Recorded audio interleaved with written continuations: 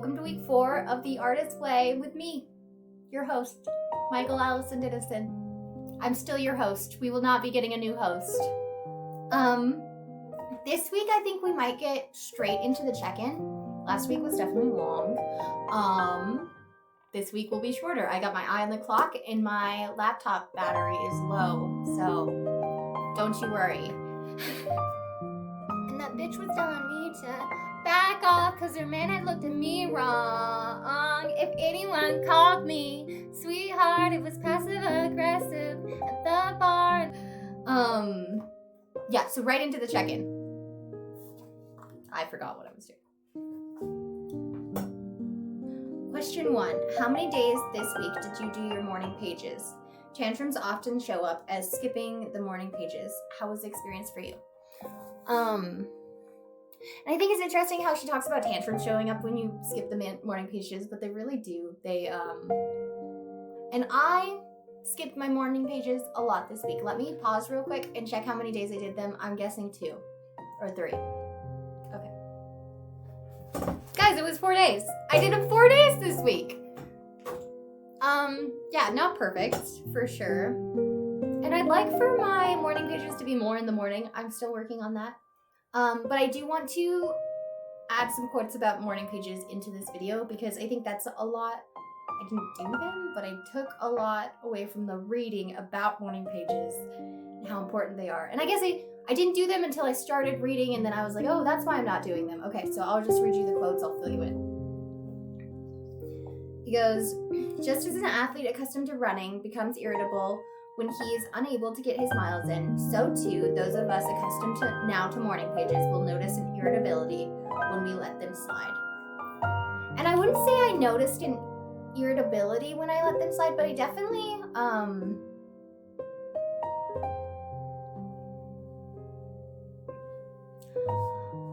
I don't feel like I have a plan for the day, which is fine. It's fine to not have a plan, but when I sit down and do my morning pages, I feel like more ready and prepared for the day, and everything's laid out and gonna be okay because I figured it out.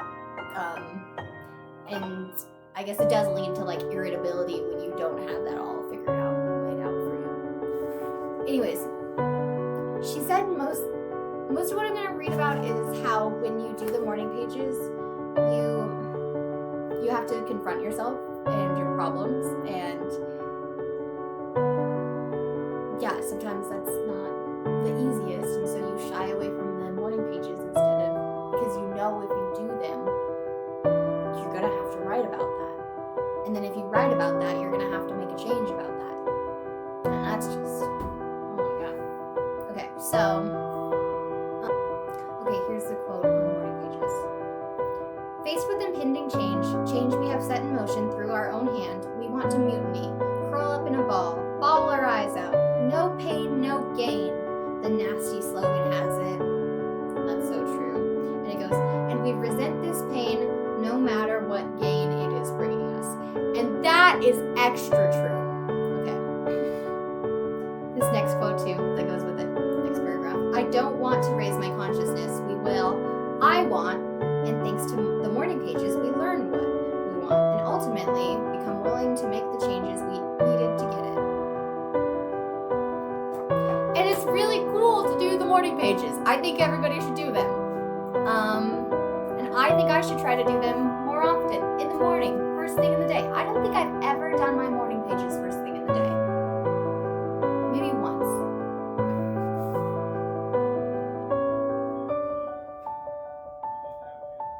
Okay, next quote. In short, the morning pages point the way to reality. This is how you're feeling. What do you make of that? And what we make of it is often art. Which is cool. And then the next quote goes, people frequently believe the creative life is grounded in fantasy. The more difficult truth is that creativity is grounded in reality. I think I love that quote most of all the quotes this week because living creatively is such a childish thing to do in the eyes of society and how we have it. I think it's childish and it's silly and it's like, okay, you want to go and have fun all day. And it's like, yeah, I would like to do that, but also this is productive fun. Look at the things I make, you know? And I think it's crazy that, yeah, just a quote, like, read it again. Read it again for the people in the back. No, I'm kidding. It's just creativity is really important and underappreciated, or like imagination is the future. Everything that you have, that you like, that makes your day better, every single thing of one of those things was imagined. Okay, somebody had to put time into working on their creativity, or they were just creative in some way. They had filled up their cup in some way and they poured out that idea.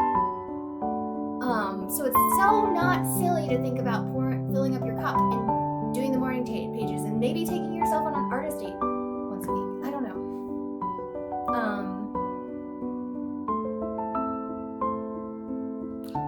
I know everybody who's an artist or a creative person has probably been like ridiculed or made fun of a little bit their whole life for how, I don't know, like just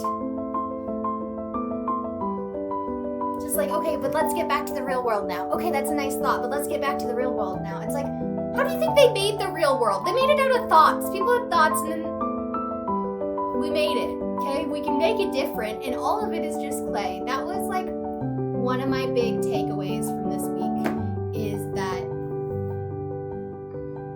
it's just clay. I'm gonna get into that later in the video, actually. Let's get into the next question. So it goes, did you do your artist date this week? Does your artist get to do more than rent a movie? What did you do? How did it feel? Yes, I'm frivolous with my artist. It's my issue sometimes still. I just know at the clay studio when I had my internship, I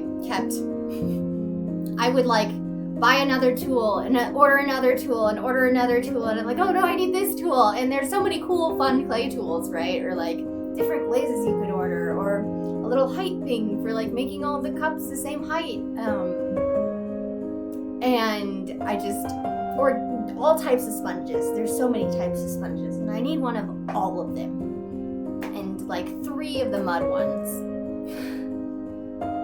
But all of that to say is that I've never like held back on spending money on art, and maybe that's for the best or for the worst, but today, or for this week, for my artist date, I took my artist to get her nails done. I got a mani-pedi, and it was so fun. And I was thinking about it, and I was like, well, why don't I just like do a spa night at home? You know, that seems a little bit more like an artist date, like painting your nails at home like you would do when you were a kid, and like doing your toes like with everybody else. But I hate that. If I put plain polish on my nails, then it just peels off. But the main thing is like, this artist date was about me deserving to be treated special. You know what I mean? It was about like, no, if you want to go do this way, you're allowed to do that too. Like, you're an adult. And also like, getting my nails done is something as a kid, like other kids sometimes would do on their birthday, but that was never me or my family. And even being an adult, like I feel like so many girls or women have their nails done all the time, and they have acrylics and they're pretty and they get to like put the fun little designs on them, and it looks professionally done and beautiful, and it doesn't peel off the next day, and it's not a whole hassle. And like as a kid, I was always like, I obviously did not have the option to go to the nail salon. It's not like that was horrible, but I'm just saying, I always wanted like the special treat like the other kids. And so like I was like, no, Allison, this is a different reality now. Like, come on, let's go to the nail salon. And it felt really good and healing. I recorded the whole thing. It will be on my Instagram and on my shorts, I think, but it's not gonna be in this video because it's like vertical content. Yeah, it would look weird.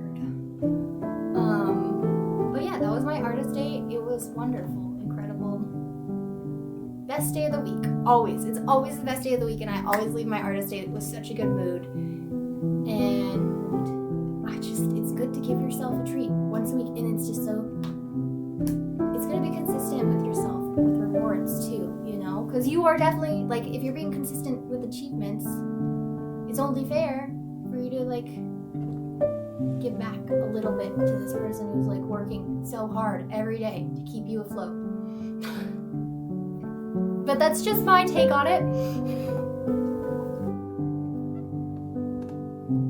Did you experience any synchronicity this week? What was it?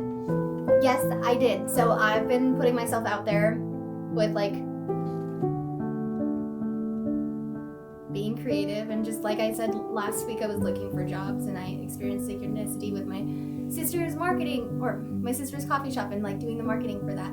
And this week, there was this internship opportunity that popped up on LinkedIn, and it's a digital marketing agency in town, Ape Forge, and they're looking for a creative intern. And the job description just looks so fun. Like, they just want, and they look like a really great company. Like, they're a really small company, and I love tiny little companies because I just think they're the best to grow at. Like, you get to work with every level of management, and everybody's really involved in, like, your growth and you succeeding. And I love working at small companies. It just feels better. You don't just feel like a number, So I'm really hoping it goes well. I don't really have a portfolio, like a formal one, or any digital marketing work I've done, really. So I'm gonna bring, it's Halloween. So I'm gonna bring them my pumpkin that I made one time. I made this pumpkin. Okay, so that'll you're just looking for creative people.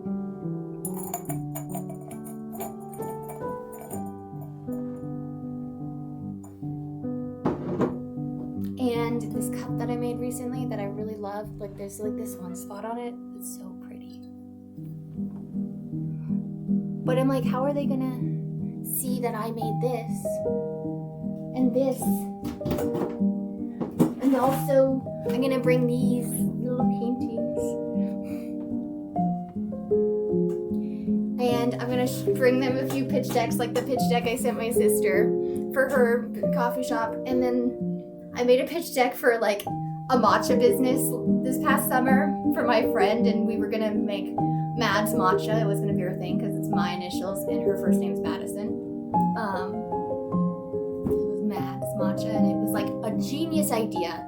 We could have sold matcha for so much because it would be all local ingredients and ceremonial grade matcha and homemade strawberry sauce. But we didn't do that. But I'm going to take that presentation and the other one, like, all these little silly presentations I put together, and that'll show them that, and my pumpkin and my cup, and say, please hire me. And I mean, I guess I'll let you know how it goes next week. Hopefully well. Their last intern got to go to a, like, creative conference, so it would be so cool to get the job and also have, like, opportunity pop up to go travel with a company to a creative conference. I think that counts as synchronicity. I would say this counts as synchronicity. I'm really excited about all my opportunities.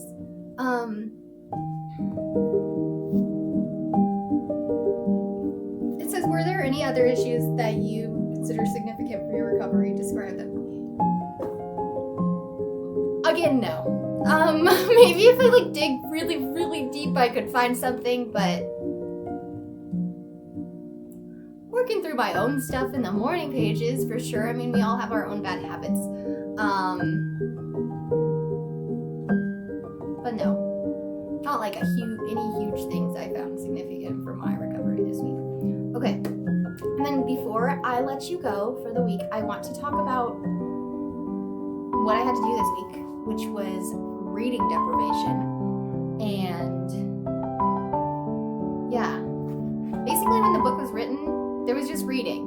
So the book is like, you need to not read anything all week, which, who reads? So instead of not reading anything all week, I went on the Artist Way and read around on there yeah, I started with reading. But I was like, it's more of like a media deprivation week, and I looked around to see how other people had handled it and what would be the best way to like actually do it, because the week is recovering a sense of integrity. So I obviously wanted to do it with integrity. And what they said was basically however you want to do it. Some people are like, oh, I just didn't read because reading is different to me than other forms of media, and it consumes me more, and I'm more immersed in the story, and it's more thrilling. And I'm like, I mean, I definitely understand that with reading sometimes, but also like I can get super immersed in so many other forms of media. You're telling me you're not gonna get immersed when you're like scrolling on TikTok? Anyways, so I didn't read this week. I did, besides for like homework. Yeah, all of these exclude homework. I didn't read. I didn't watch any videos. I didn't watch any TV. I didn't scroll on social media at all. I did still post on social media because I'm helping my sister with her coffee business, and then I'm also trying to grow my own social media. Like I was talking about, that's like the main way I feel like my creativity has been recovering, is like I just have the confidence to go for it with posting, which I've always wanted to do. And that's just the silliest thing, and that's silly is good. That's okay.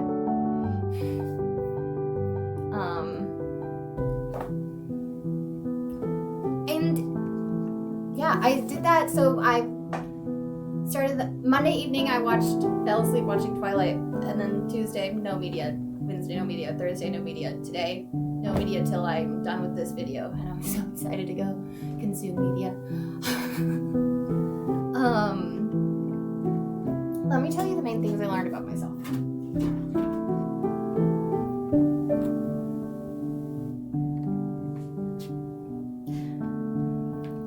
It was weird with the absence of noise. I need music to drive, so I was driving around town with classical music playing in my car, which was really lovely, actually. It just makes you feel like you are the main character. Yeah, like I'm in my YouTube video, like actively with the classical music in the background. I don't know, it's funny. I noticed I don't like things too quiet, and I've always known that. Like I need the TV on in the background, so I needed like classical music on all the time or something.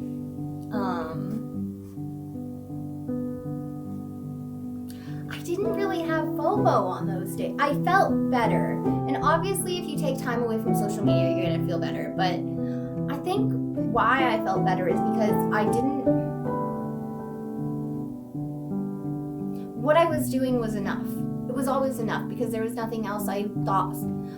There was nobody like forcing me to want to be doing something else. I was having the experience I was having right here, and it was good, and I loved it, you know? And I think that's so important to like, it's just hard to block out, like, you know that brands and companies are just trying to create FOMO for you to sell their product to you, right?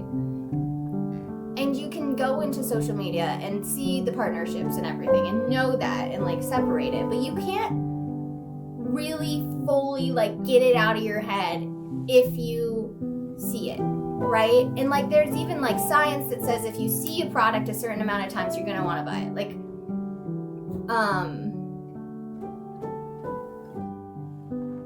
that's why I'm putting this here. So you watch the whole video and go, man, I wish I had her drink. Yeah. Anyways, that's just how marketing works. And taking a step back, I noticed how much I'm actually unable to block that out. Like I can tell myself things, but I can't block out the FOMO that they gave me. I want the like, of course I'm gonna want the miracle skin cream that makes your like face glowing, and Taylor Swift bought it, you know? Of course I'm gonna want it, and of course I'm gonna like sit there and think, okay, well I can't have it, and that's okay, and maybe someday I can have it. But deep down, it's gonna make me a little little tiny bit sad, and then the next post, and the next post, and it builds, and that FOMO just builds, and like when you just turn it off, it's crazy how you can just like change your situation. Okay. Watch my laptop die any minute. Yeah, that's my last note, is just like changing how you are able to like change your environment. I told you we were gonna get back to the it's just clay thing. That's kind of like a motto, a life motto for me, as a potter, especially. I remember during my clay studio internship, Joseph at one point said to me, he was like, it's just clay. Or maybe it was like Grayson. I'm blanking on their names, but Grayson was a resident at the clay studio in Missoula, so you can find him. Does cool artwork, and Joseph is the manager. But everybody, they will both tell you, or anybody who's a potter will tell you it's just clay, right? Like, the thing about clay, if you ruin it, you get it wet again, and you go through the process, and maybe it's hard, but you can literally change it into whatever you want. It's moldable, nothing's permanent, and you don't need to get too frustrated with yourself, right? If you get something wrong, because it's just clay. And that's how life is too, right? Like, we put so much pressure on it to be perfect, right? Just like I make my cups, and I put so much pressure on them to be perfect, but it's gonna be how it is, and you just have to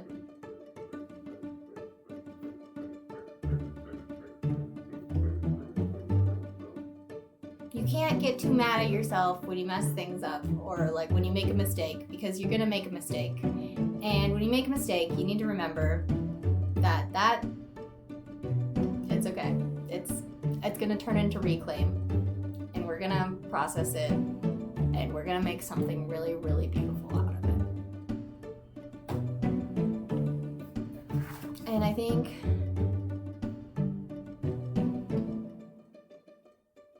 that your life is like that. And if you can control all the variables, right? Like, there's all these different variables, and you're in control of them, and you can mess with them, right? And if you mess something up, it's just clay. Just put it back, or just do something different. Yeah.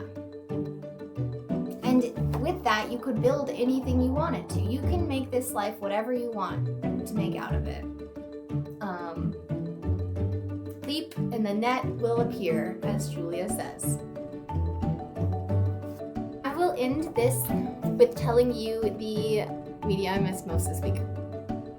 Taylor Swift's song, Honey, was in my brain all week long. Summertime air, pink smoke, long. And yeah. I missed watching Toddlers and Tiaras. That's one of my top media forms.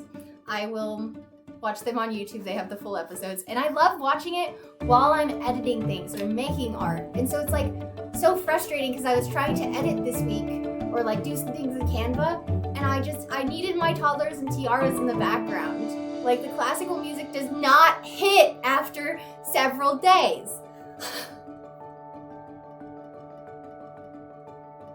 I miss South Park.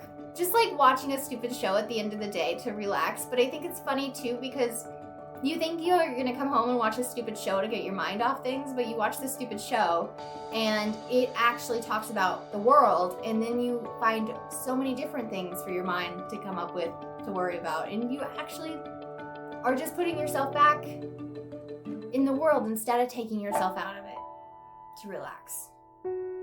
So that was an interesting observation. And I miss listening to Reddit stories. There is this Smosh podcast where they read Reddit stories, and they're just the craziest Reddit stories. They're so funny. It's my favorite podcast. It makes me laugh every single time. I love all of the people on it. And I missed Shane. I needed to hear Shane's voice, and I didn't. It's sad. It's really sad. Soon.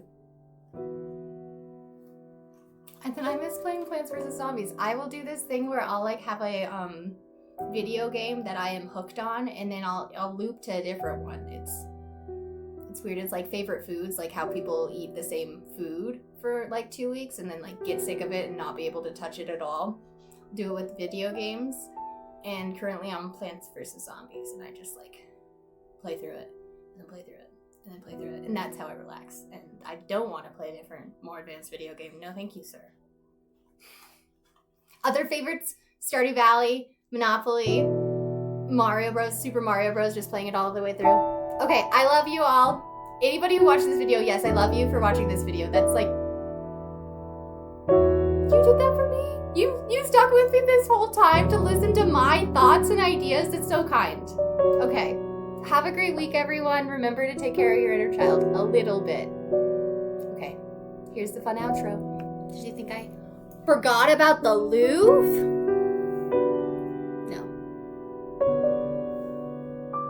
I did not forget to rob the Louvre. Look at the back. It's like the bow. I did not make the costume though, because I was looking into it and I decided not to. I'd get my nails done. The nails go with the costume, kind of. It's like a red, it's like edgy, like she robbed the Louvre. It's truly unruly. Citrus Crush. 8% alcohol, and I'm gonna review it. Oh, it's horrible. I'm not gonna drink any more of it.